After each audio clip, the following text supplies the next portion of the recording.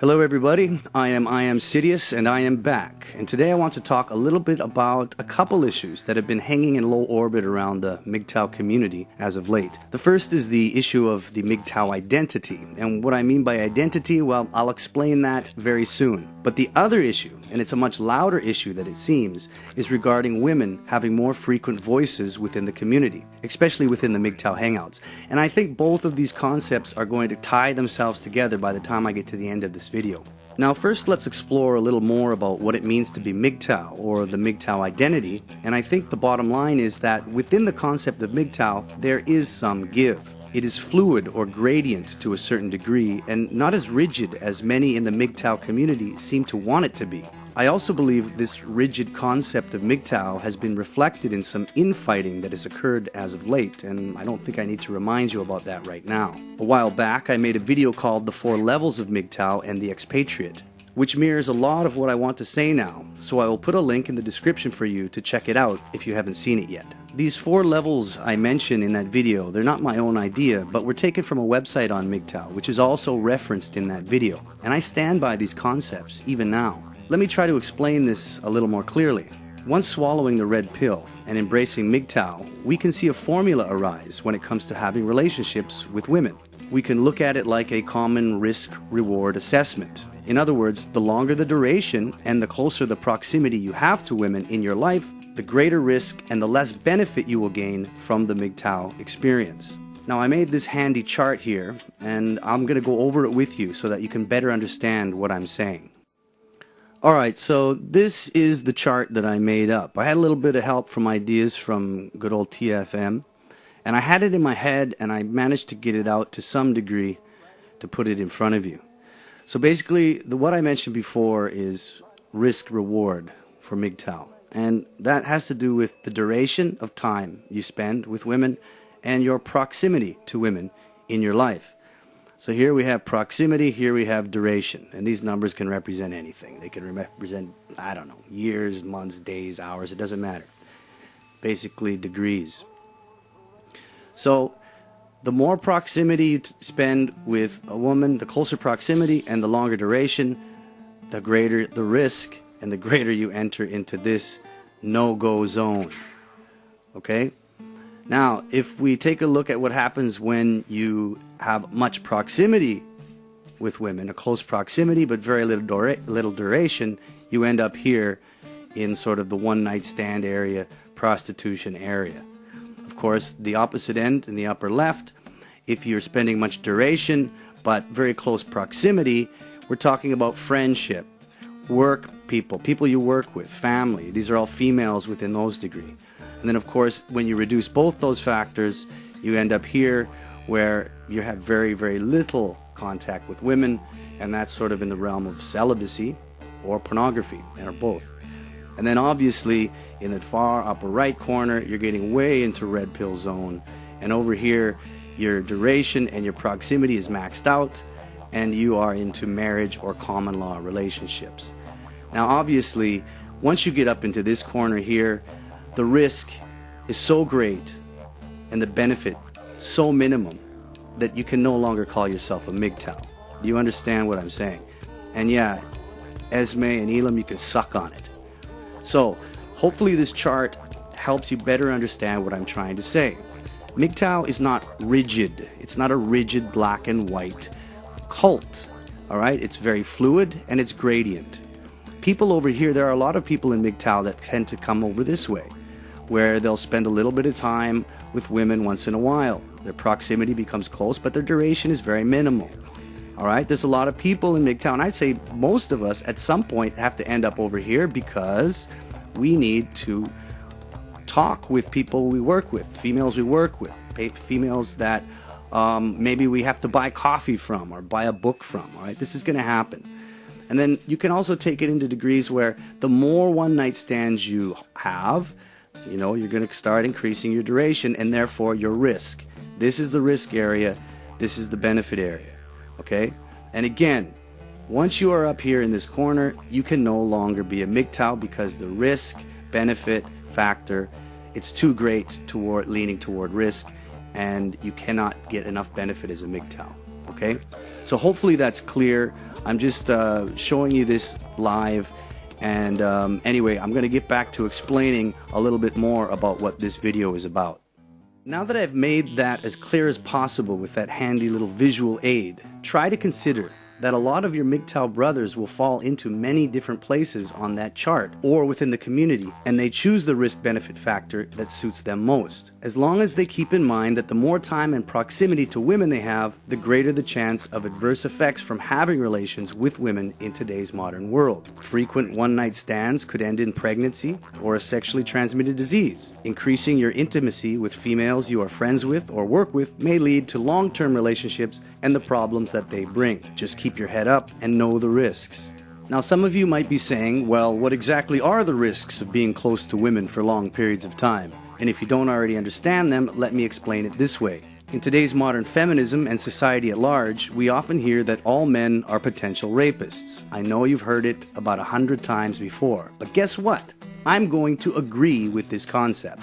Yes, I agree. You see, as long as a man has a penis and working limbs, he could potentially rape any woman at any time. But the key word here is potentially. Now, if we can agree to this, then I submit this counter assumption.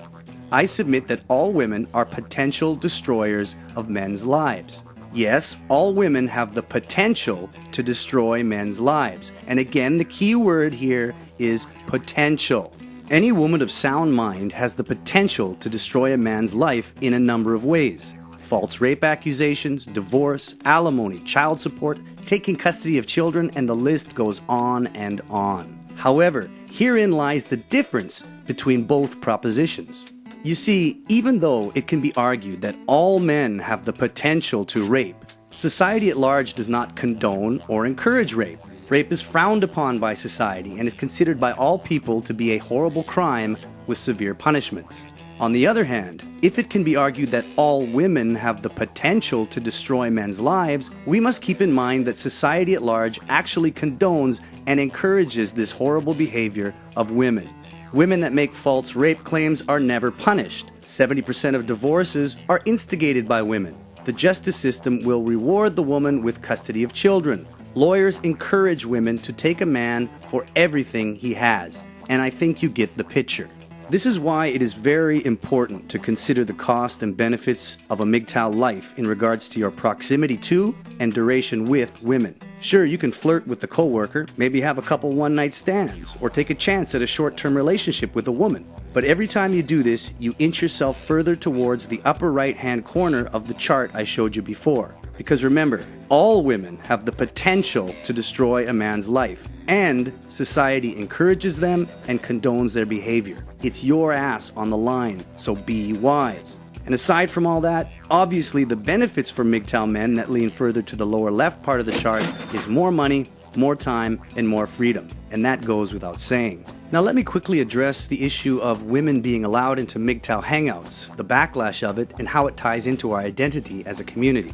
Now we could say that chatting with females online might put one closer to the upper left-hand corner of the chart that I showed before. You know, higher duration, lower proximity. But please keep in mind, those reflections of MGTOW men and how they live their lives shown in my chart, it has to do with their personal lives. Personal being the key word here. Go ahead and have a one-night stand if you want. Just don't film it live and show it in a MGTOW chat. I personally do not like the idea of inviting women to spend more time in our community, and my reasons also stem from our identity as a community. In my 3 years as an active MGTOW on YouTube, I have come to witness our community evolve into 3 basic functions. The first function, and one I have mentioned before in my video series, The Last Male Space, well, it's exactly this. MGTOW is and always should be a male space, especially considering that most male spaces in the real world have been taken over by women, leaving us men few places to congregate. And even though our space is virtual, it is ours and should stay that way. Women have their virtual spaces,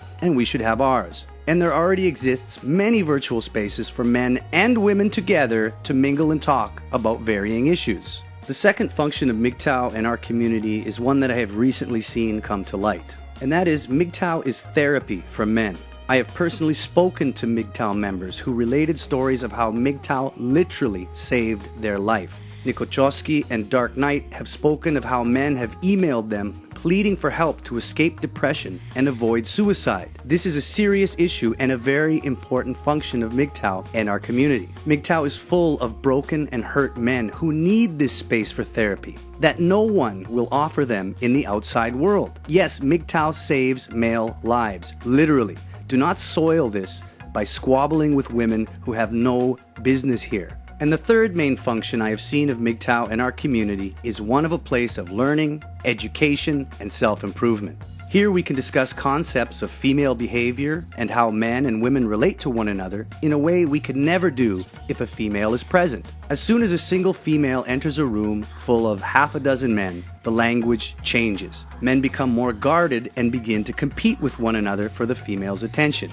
And before you say, oh, this doesn't affect me, well, sorry, buddy, this is an unconscious reaction. You have no conscious control over it, and we can all see it. We are here to learn and educate one another. And considering that most universities are now just a feminist harpy fest, we deserve this space for ourselves to better ourselves and increase our knowledge.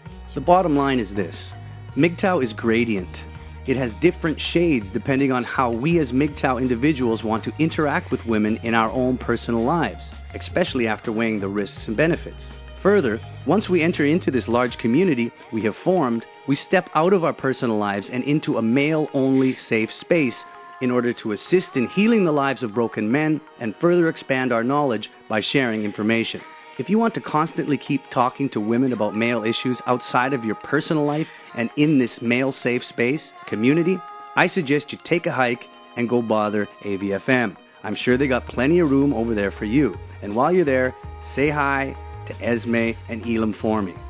Anyway, that's enough. See you guys later. Take care. Be safe, be wise, be MGTOW.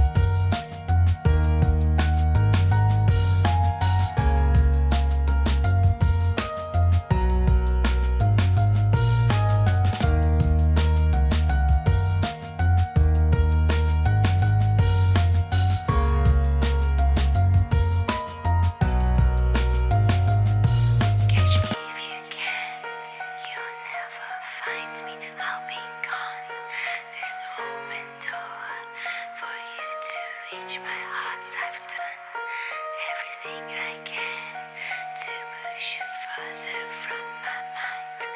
Here and now, this time, you are a memory.